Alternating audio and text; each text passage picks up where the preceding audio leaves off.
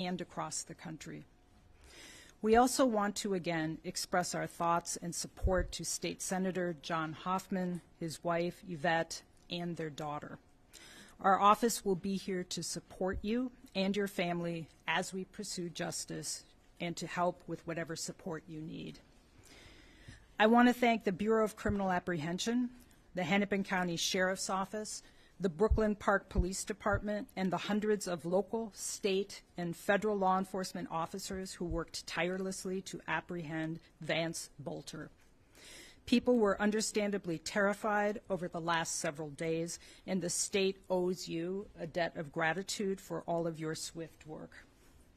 I want to specifically thank the Brooklyn Park police officer whose proactive intervention in checking on the Hortmans likely stopped further bloodshed. I also want to thank the members of our office who worked all weekend with our law enforcement partners in this case.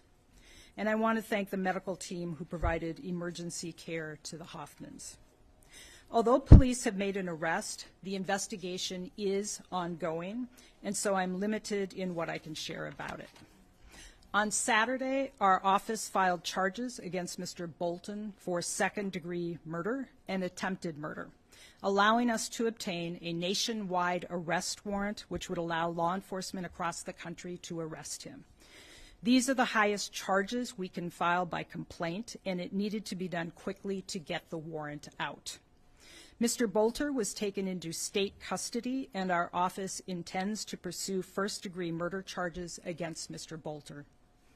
We are at early stages. We will be reviewing all of the evidence from law enforcement as it comes in and working with our law enforcement partners to develop the case. I do want people to know that given the scale of this investigation, the review of evidence will take time. I want to assure our community and all those who are grieving that we will seek justice and accountability for the victims of all these heinous crimes. Our most senior and experienced prosecutors are handling this case. Because this case is now an active prosecution, that is all I will say about the case itself. It is a frightening time we are living in. Political violence is prevalent, and the way we talk to and about each other has raised the temperature to unfathomable levels. We cannot continue on this way. In times of tragedy, but also every day, as we navigate our daily lives, we need to find ways to support one another. As our community grieves, I encourage those out there seeking to create additional chaos to stop spreading misinformation and conspiracy theories. Our law enforcement partners are building a case using facts and evidence to ensure Vance Boelter is held accountable. Again, I want to thank everyone who helped bring this search to a resolution, and again to express our grief, condolences, and support to the Hortman and Hoffman families.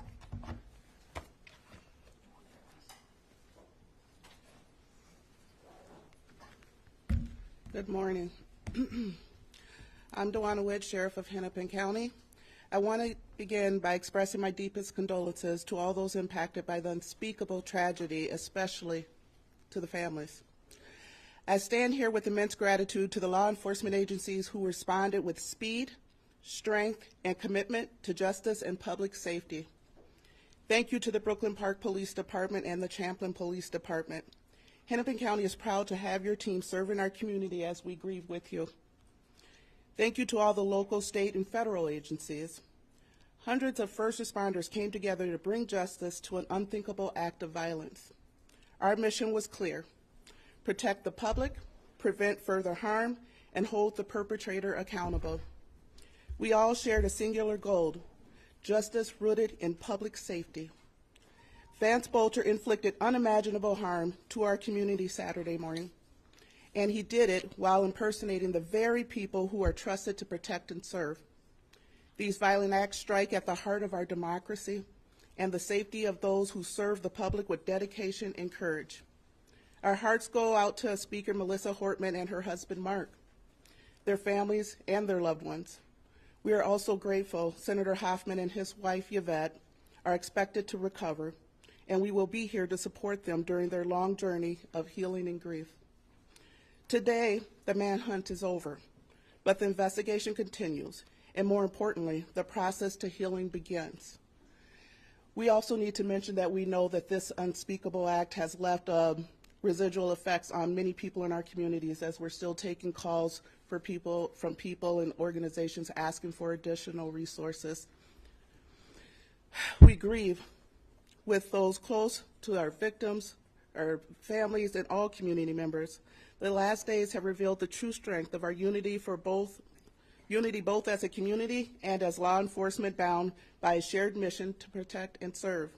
We stand together today to uphold the principles of our democracy and with the continued commitment to safety and security of those we vow to protect and serve.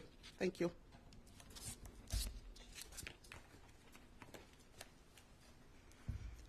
We also have Drew Evans from the BCA, Chief Mark Bruley from Brooklyn Park will stand for questions. Superintendent, I've been just curious, we were with you last night. In hindsight overnight, did the defendant give us any indication, any comments, anything you can share publicly about his mode of cooperation with authorities? Yeah. Made a decision to not take his own life in the moment, so there he is. Yeah, so the question was related to whether or not there's cooperation. The individual, we can't provide a lot because it's now under the prosecutorial process in terms of what cooperation was. What I will tell you is that since he's been in custody, that starts the process, as the county attorney mentioned and the sheriff mentioned, of the ongoing investigation. And so what that does, there's a number of steps that went with that, regardless of the level of cooperation of the individual. Now that we have him in custody, it opens up additional investigative avenues that we'll be all working together collectively with to gather the information and evidence in this case. Can you give us any additional details on how the final moments unfolded, how you tracked him, and you mentioned last night him crawling. Can you elaborate on that a little bit? So it was mentioned the final moments of when he's taken into custody. As we mentioned yesterday, we had a extremely large law enforcement presence with dozens of investigative agencies and law enforcement and SWAT teams in the area because we believed he was in that area. We received information to begin with, a vehicle that was recovered that first led us to the Sibley County area, and that's what's concentrated our search in that area. We then received additional information that provided confirmation closer to the time of the actual arrest that he was in fact in that area, which time the command post started moving all of the law enforcement assets into that area, and they were able to close in. And when we say he was crawling towards us, these were in response to the commands by the SWAT teams that were on scene as they were working in coordination with each other, along with our State Patrol air assets as they looked and were able to get over him and then came into custody. He was cooperative and cooperated with law enforcement and gave up peacefully at that time. Will this White House charged? These are, again, as we said, the real work of the investigation now begins. They've been working collectively, and I want to thank the Hennepin County Attorney's Office and Mike Radmer, who's with us today, who worked really with our team all weekend long, along with others across their office and the United States Attorney's Office, to be working together on that. What I will say when it comes to his wife and anybody else, if anybody else participated in these crimes, if anybody else worked to hide him and provide assistance in getting away, that will certainly be something that we are looking at with that, and we will provide that information to our prosecutors that will analyze and determine whether or not additional charges are appropriate. Can you tell us how long you negotiated with him until he surrendered?